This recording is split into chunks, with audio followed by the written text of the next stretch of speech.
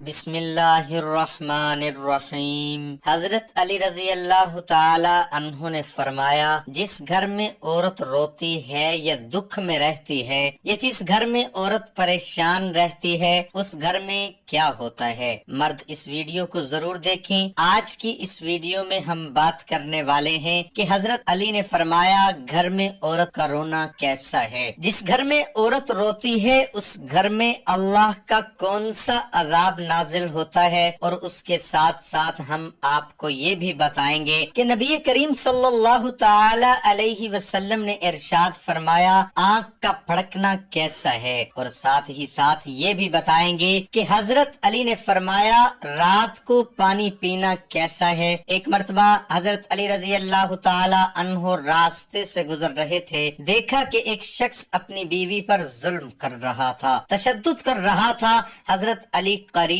گئے اور فرمانے لگے، اے شخص اللہ سے ڈرو، تمہاری مفلسی، پریشانی اور رزق میں تنگی کا سبب یہ ہے کہ تمہاری بیوی تمہارے ہی ظلم کے سبب تمہارے ہی گھر میں روتی ہے۔ میں نے اللہ کے رسول صلی اللہ تعالی علیہ وسلم سے سنا کہ جس گھر میں عورتیں روتی ہیں اس گھر میں رزق کے فرشتے نہیں آتے، اور یوں اس گھر میں رہنے والے مردوں کی رزق کی راہیں تنگ ہونے لگتی ہیں، اور یوں وہ پریشانی اور مفلسی میں گرفتار ہو جاتا ہے۔ یاد رکھنا، اللہ نے اولاد مرد کی تقدیر اور دولت عورت کی تقدیر میں لکھی ہے۔ اگر تم یہ چاہتے ہو کہ تمہارے رزق میں فراوانی ہو، عزت، شہرت اور دولت دن بدن بڑھتی جائے، تو اپنے گھر میں اپنی عورتوں کا خیال رکھو، انہیں خوش رکھنے کی کوشش کرو۔ اللہ کے فضل و کرم سے تم عزت، شہرت اور دولت میں فراوانی پاؤ گے۔ اسی طرح کا ایک واقعہ ہے کہ ایک مرتبہ حضرت علی راستے سے گزر رہے تھے، آپ نے دیکھا ایک شخص اپنی عورت پر ظلم کر رہا تھا، اس کی توہین کر رہا تھا۔ حضرت علی قریب گئے اور فرمانے لگے، اے شخص یاد رکھنا اللہ نے مرد کو طاقتور اس لیے بنایا ہے تاکہ وہ عورت کی حفاظت کر سکے، نہ کہ عورت پر ظلم کرے۔ میں نے نبی کریم حضور صلی اللہ تعالی علیہ وسلم سے سنا ہے کہ جو مرد اپنی عورت پر ظلم کرتا ہے تو اللہ اس پر لعنت بھیجتا ہے۔ تو اس نے کہا، یا علی یہ میرے نکاح میں ہے، میں اس سے جو بات کہتا ہوں یہ میری کوئی بات نہیں مانتی، بس یہ کہنا تھا۔ تو حضرت علی نے فرمایا کہ نکاح کا مطلب یہ نہیں کہ تم نے اپنے لیے غلام خریدا ہے، نکاح کا مطلب یہ ہے کہ تم نے اپنی نسل کو بڑھانے کے لیے اس عورت سے مدد طلب کی ہے، تمہاری اولاد کی اچھی پرورش کے لیے اس عورت کو چنا ہے۔ اے شخص جس سے مدد لی جائے اس کو غلام نہیں سمجھتے، اور جو تمہاری اولاد کا پروان چڑھائے اسے حقیر نہیں سمجھتے، بلکہ اس کا تو شکر گزار ہونا چاہیے۔ یاد رکھنا، عورت پر ظلم کرنے والے کا مطلب ہے اولاد کی بغاوت۔ آنے والے وقت میں جو اولاد اس عورت کے جسم سے تمہیں نصیب ہوگی اس کے وجود میں تمہارے لیے بغاوت ہی بغاوت ہوگی۔ ناظرین، اب ہم آپ کو بتانے والے ہیں کہ حضرت علی نے فرمایا کون سے جانور انڈے دیتے ہیں اور کون سے جانور بچے۔ ایک مرتبہ مدینہ میں یہودی مولوی آئے، راستے میں حضرت علی رضی اللہ تعالی عنہ سے ملاقات ہو گئی۔ یہودی مولوی پوچھنے لگے، آپ کون؟ حضرت علی رضی اللہ تعالی عنہ نے فرمایا کہ میں علی۔ تو ان یہودیوں میں سے ایک بولا کہ آپ کی تعریف تو بہت سنی تھی، اور کہنے لگا کہ مدینہ میں کوئی اور بھی علی ہے؟ حضرت علی رضی اللہ تعالی عنہ نے مسکرا کر فرمایا، تم مدینہ کی بات کرتے ہو، سارے زمانے میں صرف ایک ہی علی ہے۔ یہودی بولا کہ نبی کریم صلی اللہ تعالی علیہ وسلم نے ارشاد فرمایا کہ میں علم کا شہر ہوں اور علی اس کا دروازہ ہے۔ حضرت علی نے فرمایا بے شک۔ یہودی مولوی بولے کچھ پوچھ لیں؟ حضرت علی نے فرمایا پوچھو۔ وہ یہودی کچھ سوال رٹ کر لائے تھے، حضرت علی سے سوال پوچھتے گئے اور حضرت علی جواب دیتے گئے۔ سب یہودی مولوی سر پکڑ کر بیٹھ گئے، اب کیا پوچھا جائے؟ یہودیوں کا سب سے تگڑا، سب سے بڑا مولوی عالم آیا اور کہنے لگا، سنو، میرے ذہن میں ایک سوال آیا ہے، یہ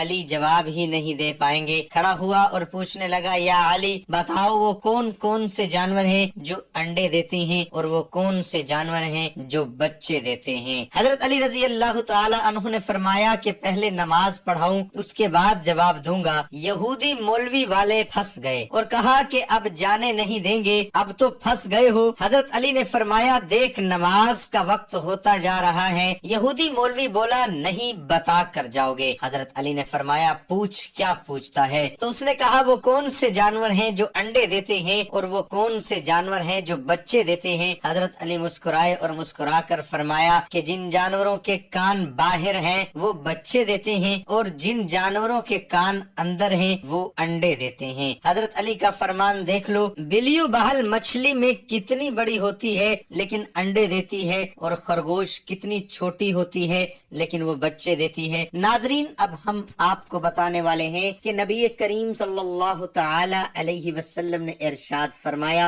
आंख का फड़कना कैसा है। नाजरीन, आजकल अवाम में ये बात आम है कि लोग कहते हैं कि अगर आदमी की दाईं आंख फड़क रही है तो कुछ अच्छा होगा और अगर बाईं आंख फड़क रही है तो कुछ बुरा होगा। इसी तरह औरत के बारे में भी कहा जाता है कि अगर औरत की बाईं आंख फड़क रही है तो अच्छा होगा और अगर दाईं फड़क रही है तो कुछ बुरा होगा। तो आज हम इसी राज से पर्दा उठाने वाले हैं कि क्या ऐसा सच में होता है। नबी करीम सल्लल्लाहु ताला अलैहि वसल्लम ने फरमाया अगर किसी को किसी फाल ने या किसी बदशगुनी ने उसको किसी काम से रोक दिया तो ये शिर्क किया। और नबी करीम सल्लल्लाहु ताला अलैहि वसल्लम ने फरमाया कि आंख को शैतान फड़काता है, तो जब भी तुम्हारी आंख फड़के तो अल्लाह से पनाह मांगो, कलाम पढ़ो, सूरत फलक और सूरत नास पढ़ो और ये दोनों सूरत पढ़कर अपने ऊपर दम कर लो। नाज़रीन, ये कभी नहीं सोचना कि मेरी आंख फड़क रही है अब मेरे साथ बुरा होगा, ऐसे ख्यालात भी लाना मना है। अब हम आपको बताते हैं कि हजरत अली ने फरमाया रात को पानी पीना कैसा है। आज से 1400 साल पहले साइंस का नामो निशान न था और कोई भी ऐसी मशीनरी न थी जिससे बीमारियों का पता लगाया जाता, लेकिन नबी करीम सल्लल्लाहु ताला अलैहि वसल्लम ने हमें इन बीमारियों के बारे में बताया और उनका इलाज भी बताया जिसे साइंस आज मान रही है। एक मर्तबा एक शख्स हजरत अली की खिदमत में आया और अर्ज करने लगा या अली, मैं बहुत परेशान हूँ, मुझे रात को नींद ठीक से नहीं आती और जब मैं सुबह उठता हूँ तो मुझे तकलीफ हो रही होती है, बस ये कहना था। तो हजरत अली ने फरमाया ऐ शख्स, क्या तुम रात को उठकर पानी पीते हो? तो उस शख्स ने कहा हाँ या अली। बस ये सुनना था कि हजरत अली ने फरमाया ऐ शख्स, अगर तुम रात को उठकर पानी पीते हो तो ऐसा करना छोड़ दो, क्योंकि ऐसा करने से तुम्हारे जिस्म में ऐसी ऐसी बीमारियां पैदा हो सकती हैं